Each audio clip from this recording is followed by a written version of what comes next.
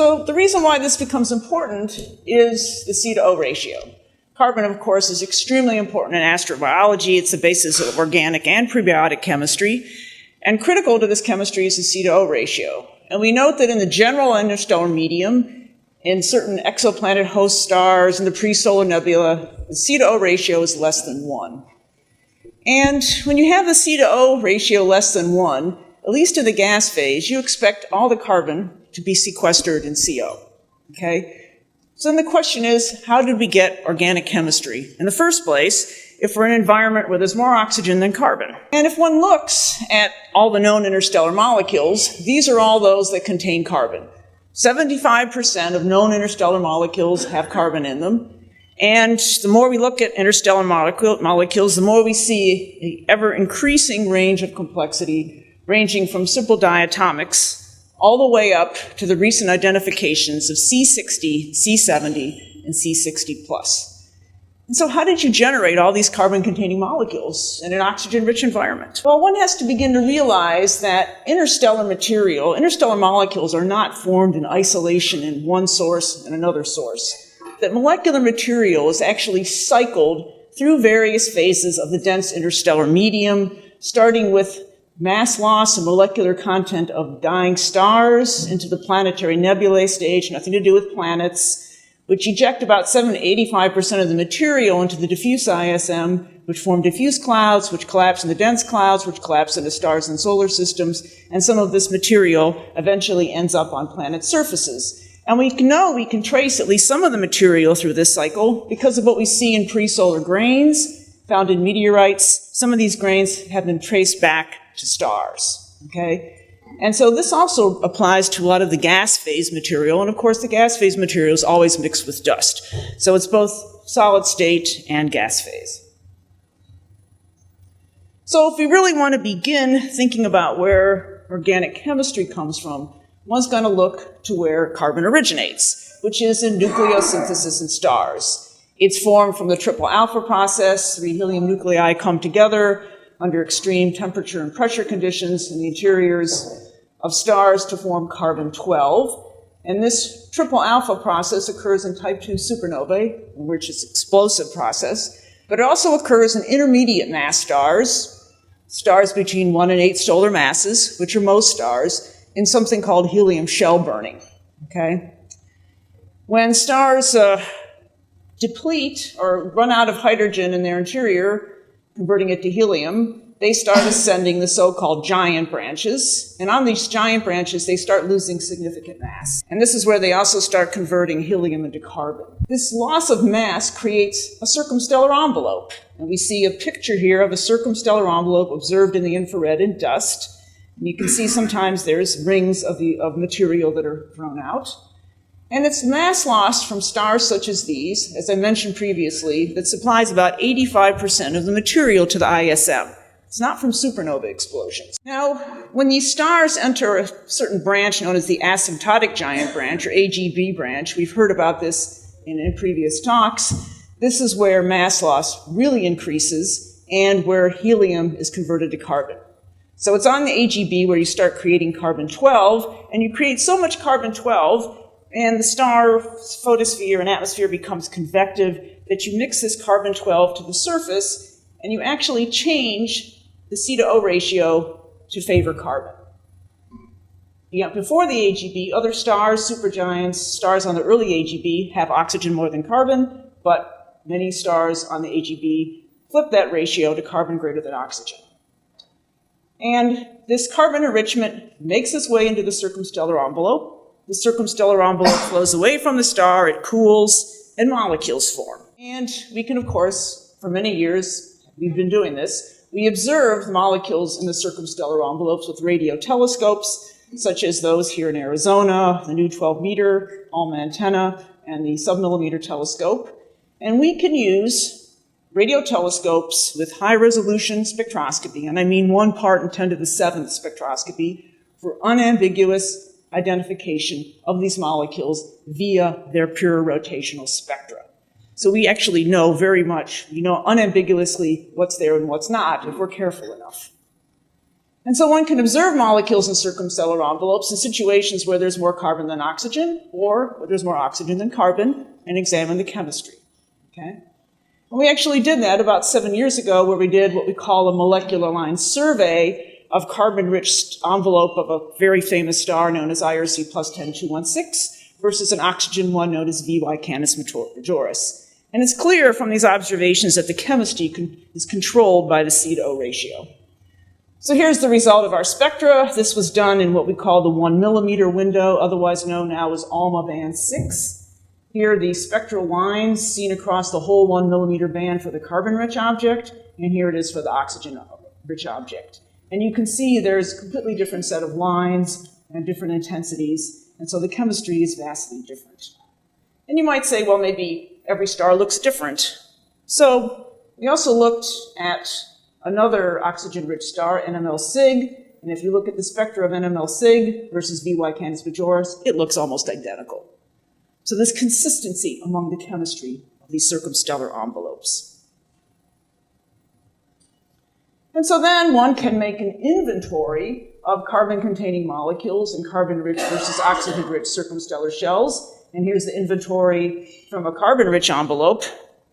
And there's an inventory from the oxygen-rich envelope. You can see we got a few diatomics and a few triatomics, and then the chemistry kind of ends there. On the carbon-rich envelope, you can build up to long chains like HC9N, and then we're seeing things like C60 and C70.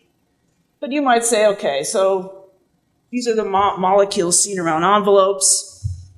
They don't make it into the interstellar medium. But is that really the case? So, from the AGB, stars evolve into planetary nebula, okay? This is the final evolutionary stage of most stars, because most stars are the lower mass stars. And the star basically sheds almost all its material, and you're left with a hot UV emitting white dwarf in the center, and that's typically about half a solar mass. And the rest of the remnant material flows from the star, and that's a lot of material in certain cases, and becomes highly ionized by the white dwarf. And so planetary nebula have these beautiful, brightly colored images in different atomic emission lines, O+, O2+, N+, and so forth. And usually planetary nebula live to about 10,000 years, and it's always been thought that the molecules from the former AGB circumstellar envelope were destroyed by the ultraviolet radiation and reduced everything back to the atomic state after 10,000 years. And indeed, this is what models predict. For example, this is a model by Redman et al. He has the CS abundance decreasing over a period of 10,000 years by 3 orders of magnitude, and HCN decreasing by 7 orders of magnitude. So there's virtually no molecular material left at 10,000 years, the sort of end of the planetary nebula lifetime. But this is really the case. So inspired partly by a talk given by Sun Kwok many years ago at Arizona, where he showed all these nice infrared lines in planetary nebulae, and also there was some original work by Pierre Cox, we decided to take a closer look at the molecular content of these bright planetary nebulae. And we chose about 22 objects. Here's most of them here. You can see they look like classic planetary nebulae. These are images in atomic, ionized emission. Here are the list of sources. And we just started looking at various molecules. And we ended up detecting these many so far, including HC3N, cyclic C3H2, and so forth. Not every molecule is seen in every source, but we see quite a variety within a given object. And this is the thesis of Jessica Edwards and more recently Debbie Schmidt in their study.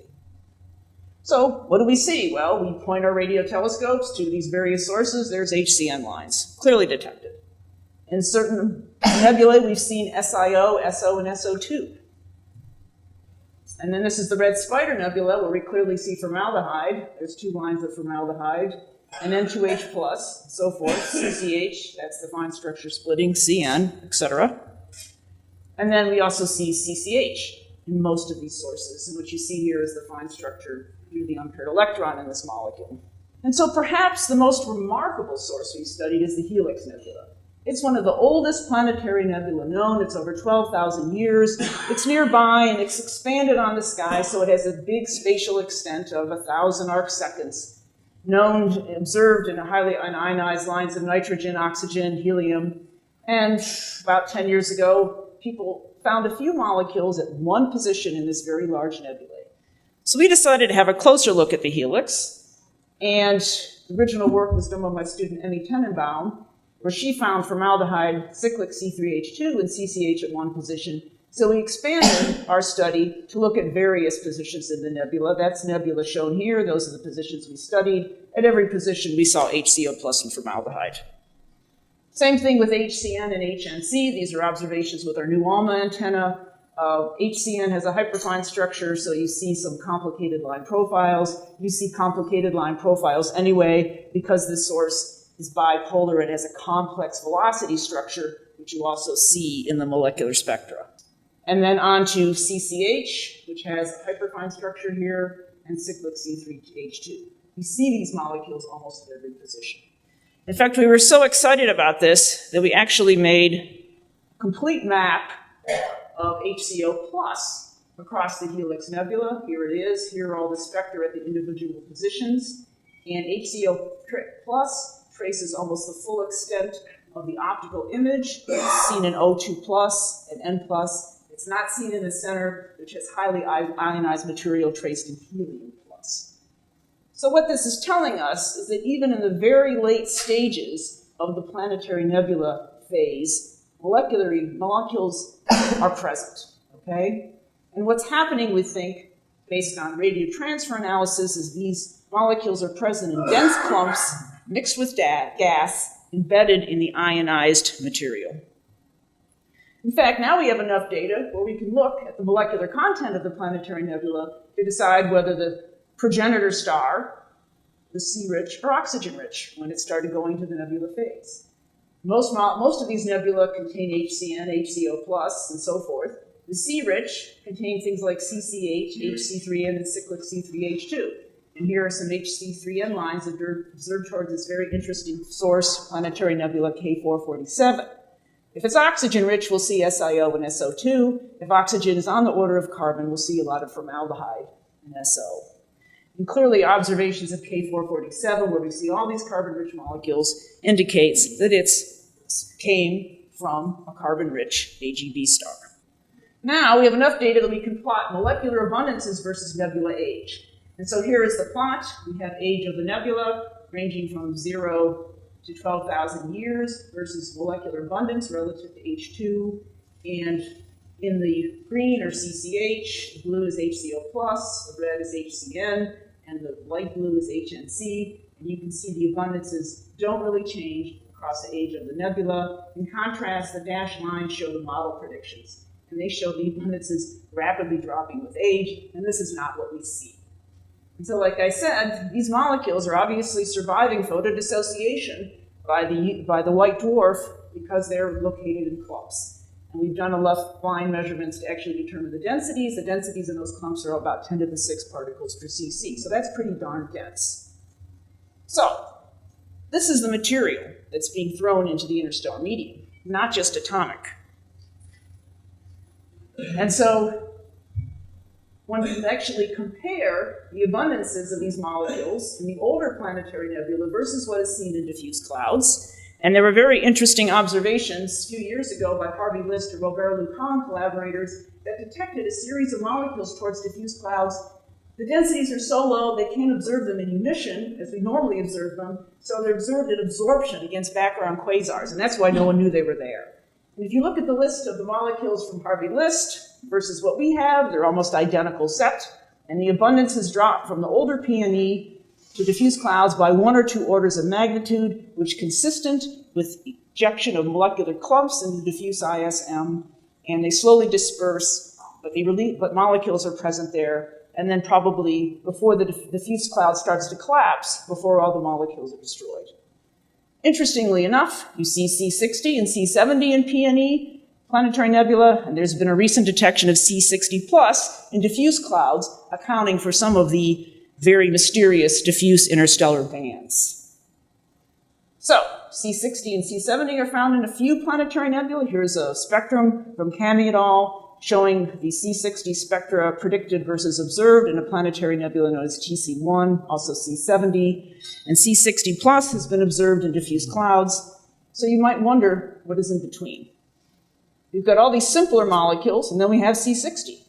So what else might be out there that we're really missing?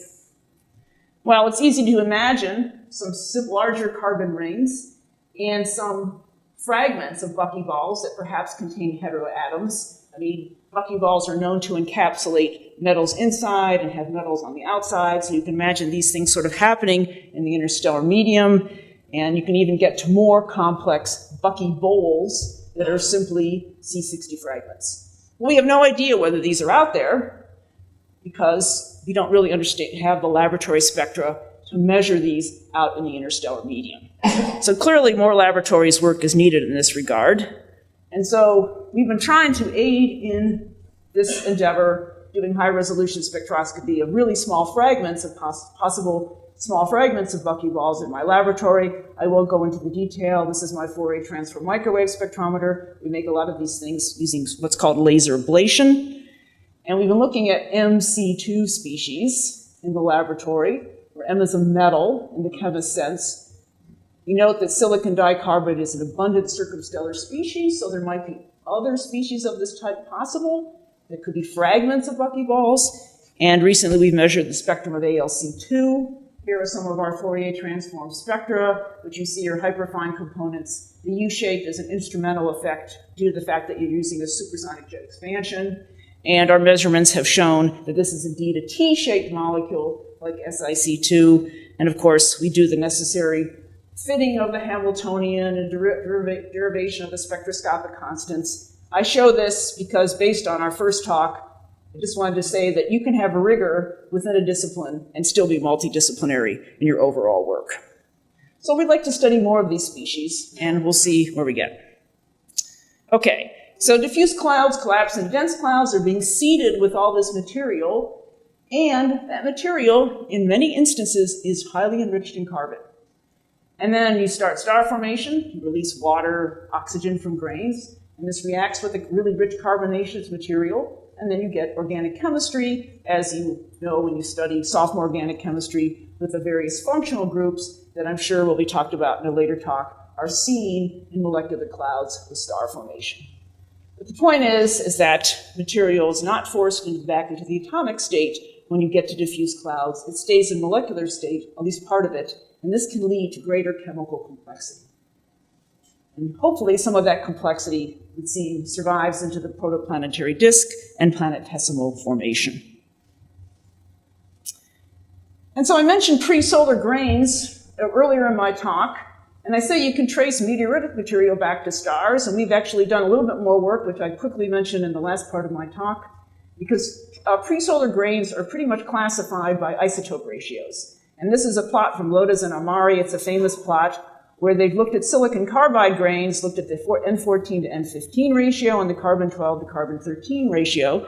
And based on models of nucleosynthesis, they attribute this group, the A plus B, these grains, to AGB stars, these to supernovae, these two peculiar AGB stars known as J-type stars that are carbon-rich and carbon-13 rich, and this lower group here to novae grains. Okay? So we decided we should test this by observing these isotope ratios in molecules in various types of sources in the interstellar medium as seen on this plot. And indeed, we've done this over a period of about 10 years. Here's some spectra seen towards various stars with HC13N, HC15N. HC15 is difficult to detect, it's weak. And there are stars, there are supernova remnants, clouds near supernova remnants. And we've even started doing this in planetary nebulae, and I show this because we've actually detected HC15N in this K447, where we measure isotope ratios, carbon-12 to carbon-13 of 3, nitrogen-14 to 15 of 9. And there's no way of getting around that. We have multiple lines of 15N, 3 to 2, 1 to 0. We have this humongously enriched nitrogen-15 in a source that's carbon-rich, so it probably was a J-type star as its progenitor. And then we've also measured various carbon-12 to carbon-13 ratios in planetary nebulae, and they're unusually low, which is a problem, and we haven't quite figured that one out yet. Something more is happening in nucleosynthesis than we think. And so one can take our observations and plot them on this chart of pre-solar grains. The blocks are the detections we've had towards AGB stars. They fall right where we would expect. These are the ones in J-type stars, and those are the ones in supernovae. And so it's all very consistent. What we observe in these various objects and isotope ratios is consistent with what is seen in pre-solar grains, with the exception of what we've measured towards K447. It falls in the area of the nova grains, okay? And based on this observation, I would suggest that perhaps these aren't due to nova grains, that they're due to grains arising from extreme J-type stars that have high N15 enrichment that could occur during a helium flash and, say, the very last stages before the stars evolve into planetary nebulae. And so in conclusion, we have prebiotic molecules that contain a lot of carbon. That carbon, I believe, comes from preserved circumstellar material that lasts to the planetary nebula stage. We believe that clumps of molecules are injected into the diffuse ISM. This can account for what is seen in the diffuse ISM because the densities are so low you can't form those molecules there. It would also explain the presence of C60+. It's ejected from AGB stars at C60 and just ionized. And so that means that we can preserve carbon-enriched material from AGB stars as we move from diffuse clouds into dense clouds in the protoplanetary disk and so forth. And so this preserved C enrichment from circumstellar envelopes really creates organic chemistry. And there may be other hidden reservoirs of carbon that we don't know about. We're just barely scratching the surface. And if molecular materials recycle this way, then the chemical timescales are much greater than we ever thought. They could be the lifetime of the galaxy. And so in conclusion, I'd like to thank my group, especially Debbie Schmidt and Dwayne Hoffman, who did the lab work, my collaborators Tom Zega, Nick Wolf, and thank you for your time.